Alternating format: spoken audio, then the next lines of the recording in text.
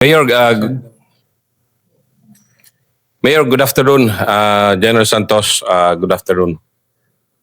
Thank you for na pinagbigyan nyo kami na ma-showcase ang beautiful town of Palimbang dito sa Sultan Kudarat. And na-showcase kasi ito dahil naging maganda yung war and peace story niya eh.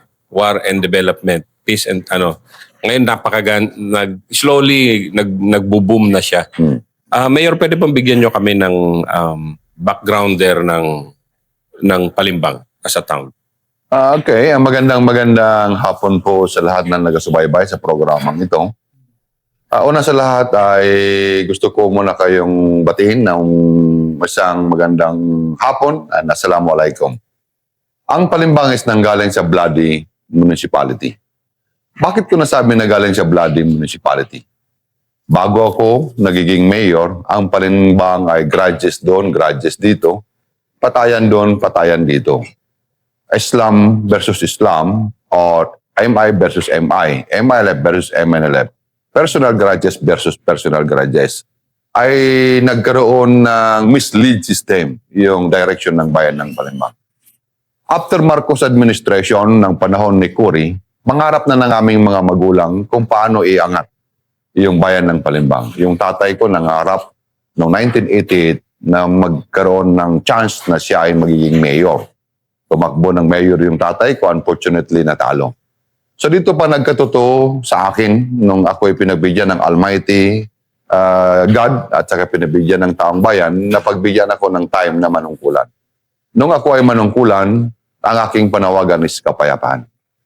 Yakapin ang kapayapaan na nagkaroon ako ng slogan na magkaroon ng magandang buhay sa malayang bayan na magiging Manisan Ka Palimbang. Explain ko muna itong slogan namin. Bakit nagkaroon kami ng slogan na magkaroon ng magandang buhay sa malayang bayan? Ito yung direction ng kapayapaan. Pag magkaroon ng kapayapaan, magkaroon ng magandang buhay, may showcase namin ng Manisan Ka Palimbang. Ano yung Manisan Ka Palimbang? In the term of Maguindanao, Manisan is maganda. Ibig sabihin, maganda na yung samahan ng Christian, Muslim, and IPIST mula nung ang aking administration. Maganda na ang samahan ng lahat ng naninirahan sa bayan ng Palimbang.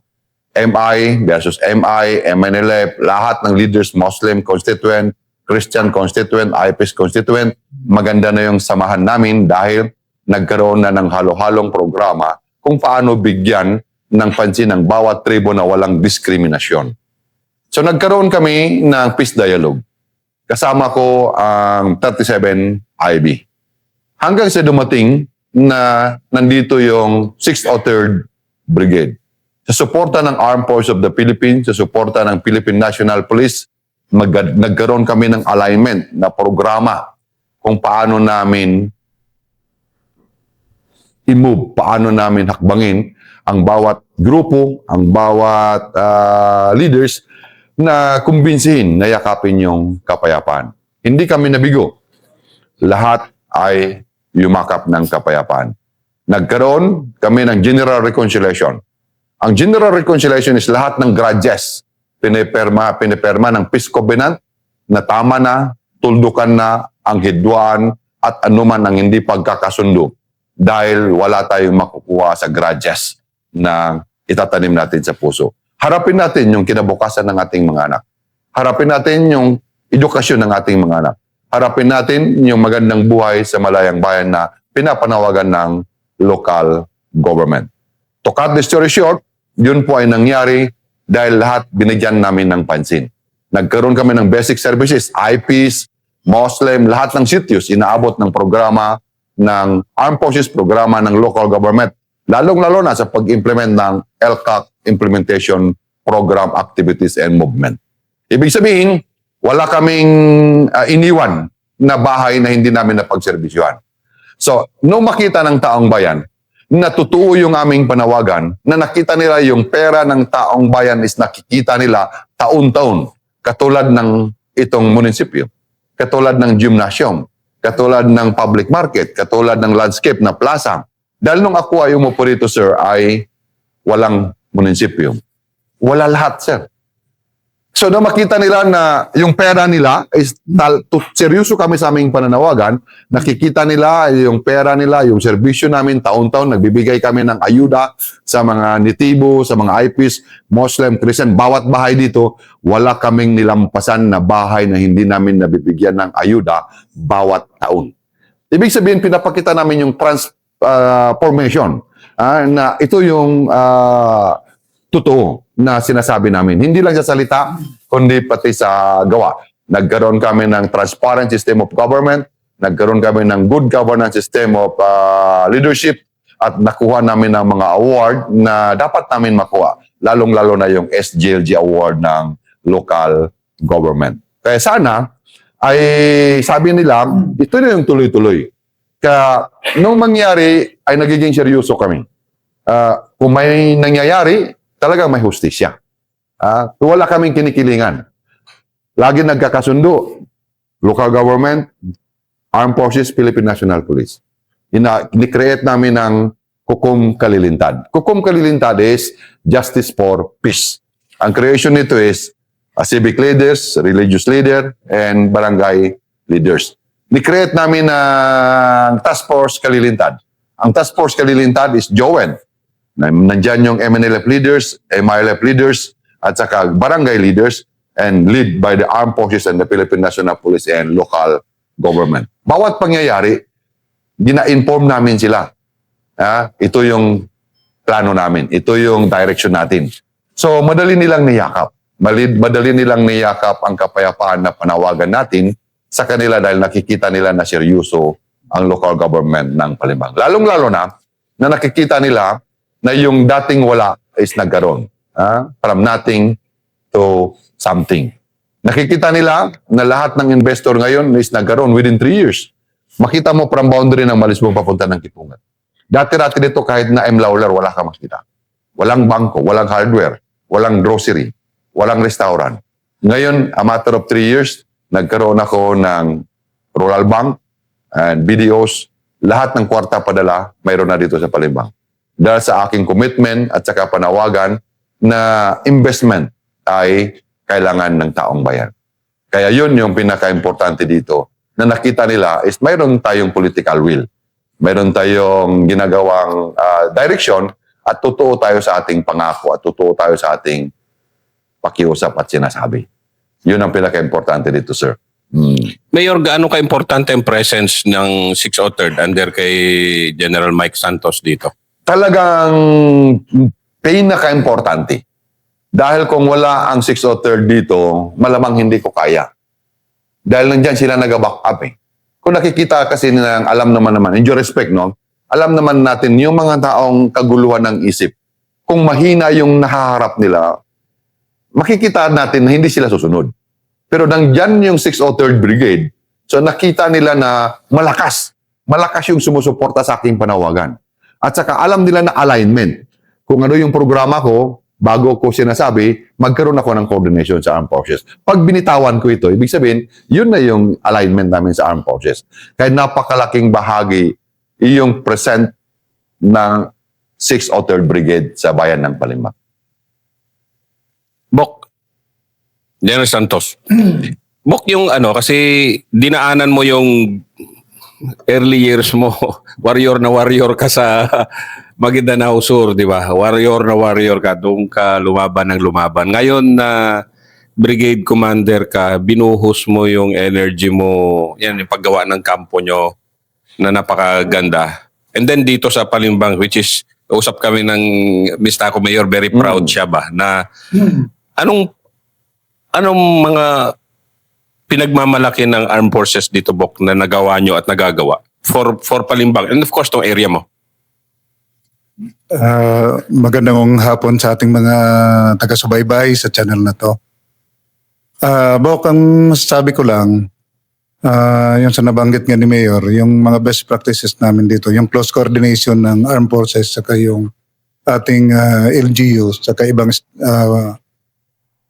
stakeholders for peace natin, no, na mga aktibo na sumusuporta sa programa rin natin. No,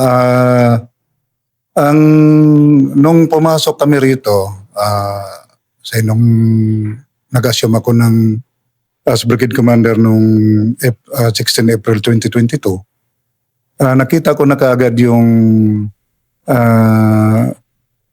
nakita ko yung political will, naramdaman ko yung political will ng ating halal na local chief executive. No? Ang codename nga namin sa kanya, Action Agad Mayor.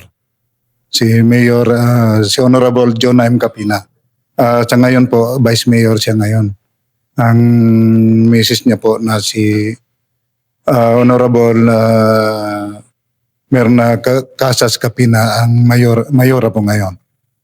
So nakita namin yung political will niya, sinuportahan namin yung programa niya, lalo na yung task force kalilintad niya. Kung may mga activities dito na yung say mga wala naman akong nakikita pa na wala namang nangyari dito na gera-gera dito o yung family feud natin Orido.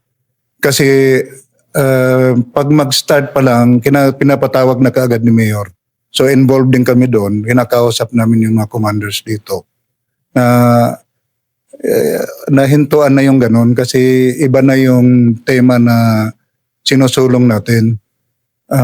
Kapayapaan sa kaunlaran na kasaganaan ng Palimbang. Wala na yung, hindi na uso yung gira-gira dito. Kaya, so kung makita ninyo, from rags to riches tong ang Palimbang, istorya ng Palimbang. From dating war zone na nag-booming to booming town na talaga dito sa southern most part ng Pilipinas, yung Palimbang. At dahil yon sa ating visionary mayor, si Mayor John M. Capina. No, hindi mangyayari ito kasi hindi naman kaya ng armed forces lang na tapusin tong mga ganitong trabaho at mga ganitong problema na solusyonan. Ang sa atin dito, whole of nation approach tayo plus yung sa local government unit. Kaya ito yung masasabi ko na dahil sa pagtutulungan, nangyari ang lahat ng ito. Nasolusyonan ang mga dapat solusyonan na problema at umangat talaga yung Palimbang. Mayor, kasi may pinapakita kanina si General Santos na yung mga accomplishment nyo, lalo na yung mga ng mga loose firearms, kasi malaking bagay yun na umikot na kasi ako sa ibang probinsya, hindi pa nila nagagawa ng kasing dami na nagagawa nyo dito sa area Anong sikreto nun, Mayor? Ito nun is good communication. At saka respect one another. Nakikita ng lahat dito ay hindi ako nagmayabang sa kanila. Lahat, tinatouch ko sila, hina-reach ko sila. Lahat ng commander dito, lahat na leaders dito, ay maganda yung communication namin. At saka alam nila na mahal ko sila. Ibig sabihin, nararamdaman nila na hindi ko sila pinakabila, kundi kung anong servisyo. Lagi kami nag-meeting, lagi ko sila pinapatawag, lagi ko sila pinapasyalan. Ang pinaka-top secret dito na nakikita ko, yung good communication sa kanila. Lagi ko sila nakakausap.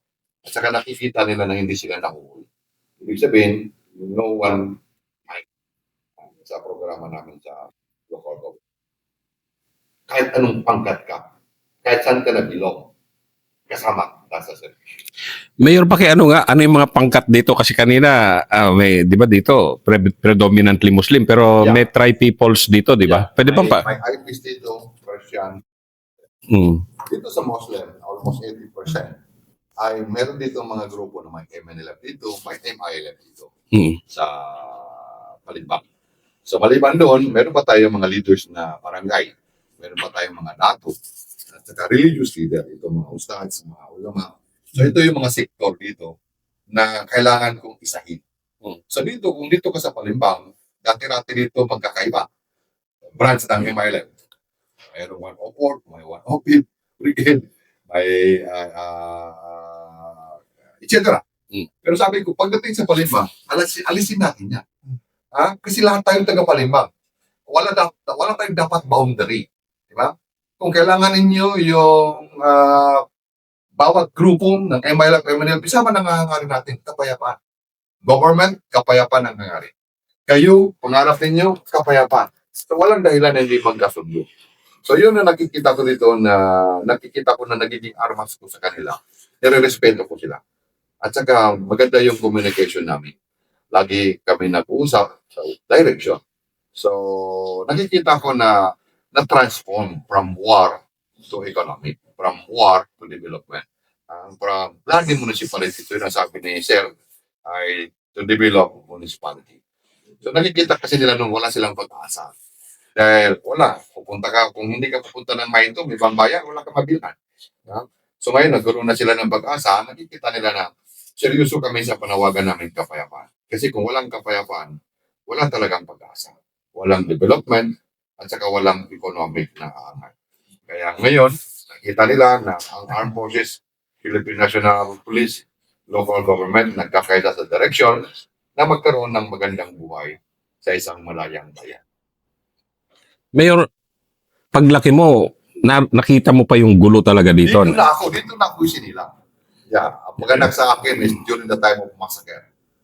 Pinanganak ako noong June 9, 1974. Massacre is August 11 or 14, 1974.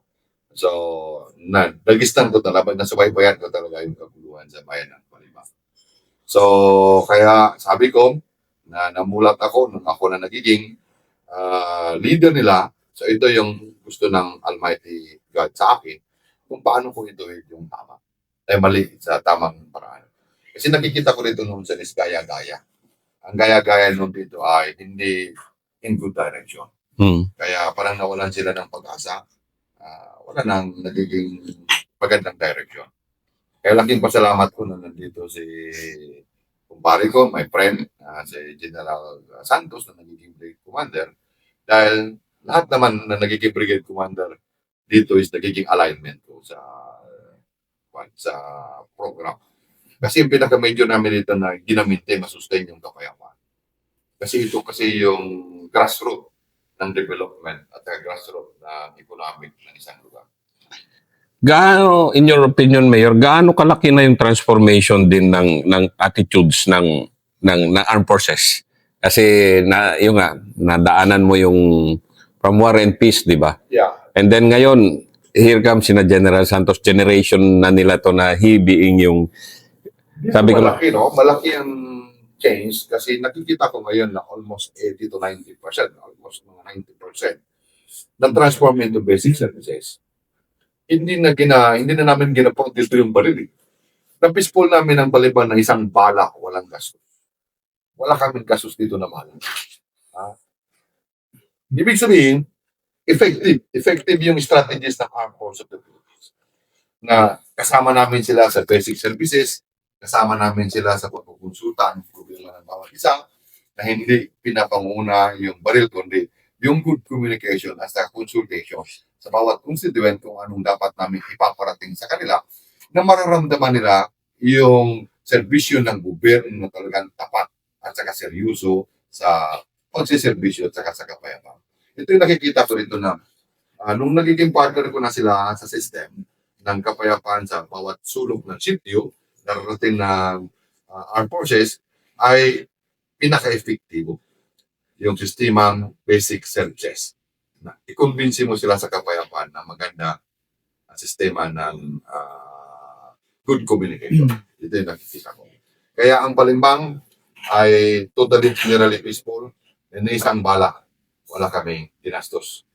Maliban dito sa sistema natin sa kabilang panig, ito sa NPA. Kasi meron kasi kaming dinadaanan dito ng NPA na system. So ibang usapan yun doon. ibang usapan. Kasi magmula nung nag-declare si President Roman Duterte, so walang communication doon. Hindi namin nakakausap. Kaya pati ako, hindi ako nagkakuha na ko ng mga communication. Ang sinasabi ko lang na nagkaroon kami ng good communication ito sa mga leaders ng MILF, leaders ng MNLF, at saka leaders ng mga civic leaders sa bayan ng Christian, Muslim, and IPs. Nakakausap namin ng mga IPs dito na magandang sistema, kaya nakukumbinsi namin sila na kung mayroon man nagiging issue dito, na isa sa mga IPs namin ng mga membro, so pero ngayon, almost 95% nandito na sila sa side sa gobyerno. Bok, General Santos. Para kan si General Santos din na nagtatag ng General Santos City, which is kasi ang kaibahan lang kasi nito, Bok, ngayon, General Santos is highly accessible. Ito kasi first time kong pumunta dito, Mayor, na sabi ko kanina kay Miss Taco, Bok, talagang isolated pala tong mundo mo.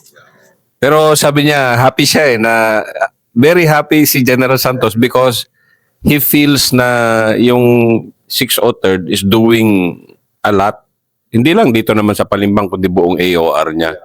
It just so happens kasi, Mayor, na andito yung kampo niya. And it's here to stay. So, Bok, ano mo nga yung special role ng military sa ganito na yung napaka-isolated talaga nito. Na, no offense, pero talaga malayo siya. Malayo talaga siya. And ano yung special role ng military na we continue to perform dito sa ganitong area? Bok, idagdag ko nga dagdagan ko lang sinabi ni Mayor, ating butihing Mayor kanina, ang ating aksyon agad Mayor. Sa constant na delivery of basic services dun sa mga tao dito, lalo na yun sa mga IPs natin, na-feel ng mga IPs natin, pati yung mga Muslim brothers natin, na meron talagang gobyerno. So, good governance yung key talaga dun sa sustainment ng peace na dito sa bayan ng Palimbang. So, ang role naman namin doon, sinusuportahan na. Full support kami sa mga programa ni Mayor. Lalo na sa atin, military, meron tayong community, modified communities support, sustainment support program. So, may mga teams tayo na nasa mga malalayong barangays na talaga na nandun para iparating sa mga tao yung mga kung ano yung programa ng gobyerno, makuha natin kung ano yung mga hinaing nila at naipaparating natin sa kila Mayor na binibigyang pansin kaagad nila Mayor, inaaksyonan kaagad nila na naibabalik dun sa mga tao. Kaya nasusustain yung peace and development dito sa area Bok. Sustainment talaga kasi sayang naman na kumbaga nag-effort na tayo rito for the last 3 years. Actually, hindi lang po nang for the last 3 years eh. For the last 2 terms ni Mayor dito, na Mayor siya. 6 years. Na wala talagang gulo na nangyayari dito. So yung ang ating mga PIAGs natin, Peace Inclined Armed Groups, MIMN, lahat sumusuporta sa programa ni Mayor. Kasi si Mayor hindi puro drawing lang eh. Action agad si Mayor. So pag sinabi niyang ganito, binibigyan niya Bok. Hindi yung puro paasa lang. So yun, ang nakikita ko na ako namin dito, participation namin dito sa in totality dito sa peace and development sa bayan ng Palimbang. Isupport sa kanya, alam mo, nakikita ko sa Palimbang, ito yung tinuri ko sa Palimbang. Ang edad na nagkapayapaan dito, 6 years old pa lang. Nung isilang dito, ang 37 IB at saka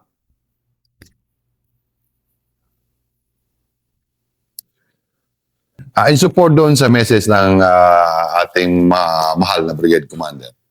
Ang tawag ko dito sa Palimbang is 6 years old pa lang ang edad ng kapayapaan at saka development. Kasi makikita nyo yan sa record. Na nung before kami dumating ng 603rd or 27 IB, 37 IB, nung ako ay nanungkulan nung July 1st, 2020-2019, ay kaguluhan dito, kaguluhan doon. 5:30 pa lang dito, sirs, or 6 o'clock, wala ka ng tao makikitang umiikot. Pero ngayon, 24/7, wala ng tulugan ang tao dito. So sabi ko nga sa mga bisita, huwag ka lang magpabangga sa gitna ng kalsada. Kasi nakita ko na niyakap na ng taga-Palimbang yung panawagan ng kapayapaan. Dahil lahat nila, makita mo, marami ng may bahay na semento, marami ng may mga sasakyan, marami ng may mga negosyo. Yun po ay isa sa pinaghandaan ng bawat isa na aangat ang buhay. Pangalawa, kasama na namin sa panggobyerno. Ilan ang brigade commander ko dito ng MI na nagiging barangay kapitan? 3. Ibig sabihin, talagang teamwork para sa kapayapaan. Kasi isa lang naman ang hangarin nito eh. Isa lang ang hangarin ng government, kapayapaan. Sila ganun rin. Kaya walang rason. Walang rason. Kaya ito nga, yung nasabi ni Sir ay sustainability lang ang kailangan namin dito. Ibig sabihin, dahil 6 na taon pa lang ipinanganak ang kapayapaan, 6 na taon pa lang nagsimula ang development, 6 na taon pa lang nagsimula ang pangarap na magkaroon ng isang magandang buhay, kailangan lang namin masustain. Na aabot hanggang sa dulo na mag-edad ng 18 years para ganap na wastong edad na ang bayan ng Palimbang. Yun yung nakikita ko dito. Ibig sabihin, mayroon pa kaming kulang na mga 12 years. Kasi pag totally maabot namin yung 18 years, totally transform. Totally transform na. Ibig sabihin, sapat na yung edad na iwanan na sistema na mahihirapan na ibalik yung dating situation ng bayan ng Palimbang. Kaya sabi ko nga kay Sir Santos, na wag niya kami munang pabayaan. Wag mo na pabayaan ng 6 o 3rd ang Palimbang hanggat hindi mag-edad ng 18 years old. Legal age. Oo. Yan ang nakikita ko. Kasi talagang nagsimula pa itong 2019. Ibig sabihin, yun yung edad ng Palimbang na nangangarap sa lahat. Maraming salamat, Mayor. Welcome. Yeah. Maraming salamat. Kaya in addition, General Santos. kung makikita ko ng lahat ng local government, hindi sa kayabangan, no? Makikita ko sa lahat ng local government kung itinutuwid yung programa na pera ng taong bayan para sa bayan. Walang may iwan na local government. Ito yung nakikita ko dito na magiging grassroots. Ibig sabihin, ang pinaka-grassroots na problema natin dito is kung paano may tuwid yung sistema. From national government, provincial government, to local government. No, lalo na nung makapunta ako sa Vietnam, nakita ko yung pagmamalakad ng government doon. Wala kang makita doon ng bahay ay kubo. Saan, Mayor? Sa? Vietnam. Doon sa probinsya nila sa Dalat province, lahat noon is farming province. So makikita mo kung anong direction ng government. Ibig sabihin, sa makatuwid, kung ma-minimize ang corruption sa Pilipinas, maganda ang magiging resulta ng bawat pangarap ng bawat barangay at bawat munisipyo. Nakita niyo ang Palimbang. Ano man lang ang taon na 6 na taon. 60 years na ang Palimbang bago ako nagiging mayor. Ibig sabihin, ngayon ang edad ng Palimbang is 66 years. So senior citizen ko na hinawakan. So nagkaroon ng separation ng Palimbang noong 1992. Lahat naman ng local government. 1992 nung ipanganak yung 7160, so 1992 ay nagkaroon na ng independent era ng tawag nila doon ang bawat munisipyo. Ngayon is NTA na, the National Taxes Allotment, National Tax Allotment NAM. Ibig sabihin, kung itinutuwid ito sa bawat programa na makarating sa taong bayan, makikita mo ang progreso ng bawat munisipyo. What is 6 years, Sir Brigade Commander, sa Palimbang? I-compare mo sa ibang munisipyo. Ibig sabihin, kung nag-umpisa ang Palimbang noong 1992, na natuwid yung karapatan ng taong bayan sa share, Palimbang malayo nang mararating. So, i-picture out ng taga-Palimbang, i-picture out ng lahat, ano lang ang 6 na taon na ginawa namin sa Palimbang. Ito na yung itsura. Ito na yung kapayapaan. Kasi kung wala man din makita mo na pag-asa ang bawat, mahirap mo rin i-push yung peace and order. Pero kung mayroon ng development, mayroon ng pag-asa, ang makamta ng bawat isa, makakayakap na sila na yakapin ng kapayapaan dahil mayroon na silang pag-asang nasusundan at mapupuntahan. Kaya noon, hold up dito, hold up doon, kotong dito, kotong doon. Dahil wala silang pag-asa. Wala kang makita maglaod dito. Wala kang makita magpunta pagpasok dito na van. Yung wing van na magdadala ng mga produkto. Wala kang makita magpasok dito nun. Wala kang makita dito ng malalaking establishment kasi pinapadala ng sulat, pinapasok ng gabi. Pero ngayon, ni isang bahay dito na negosyante, wala kang marinig na complaint na pinadalhan ng sulat para mangotong.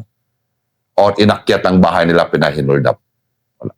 Dahil nandyan ang 603rd, nandyan ang 37IB, nandyan ang local government, nandyan ang mga leaders na seryoso sa pangarap na magkaroon ng magandang buhay sa isang malayang bayan. Kaya sa lahat na nanonood nito, maraming salamat na nakarating ka dito. Dahil yung pagpunta mo dito is nagiging bahagi ng Palimbangin News. Na ikaw yung isang bridge, abinyo na magkakatotoo ang pangarap namin. Dahil itong interview mo, kung ano ngayon ang Palimbang, situation na reality. Ito yung situation na real dahil napuntahan mo na. So hindi lang kami nagsisinungaling kung what is Palimbang. Kaya sana lahat ng dapat tumulong sa Palimbang, tulungan ninyo kung ano ang dapat pang itulong, lalong-lalo na sa pagbisita dito. Isang mineral water lang na mabili niyo sa Palimbang. Pag-asa ng Palimbangin News na magkaroon ng magandang buhay. Isang candy lang na dayo na mga turista na makapunta dito, yun ay magiging abinyo ng pangarap ng taga-Palimbang na magiging bahagi ng bawat hakbang ng taga-Palimbang na nagmula sa wala ngayon nangangarap na magkaroon ng magandang buhay at magandang edukasyon. Kaya maraming salamat sa isang interview ng isang magiting na retired general ng Armed Forces of the Philippines. Bok, hindi.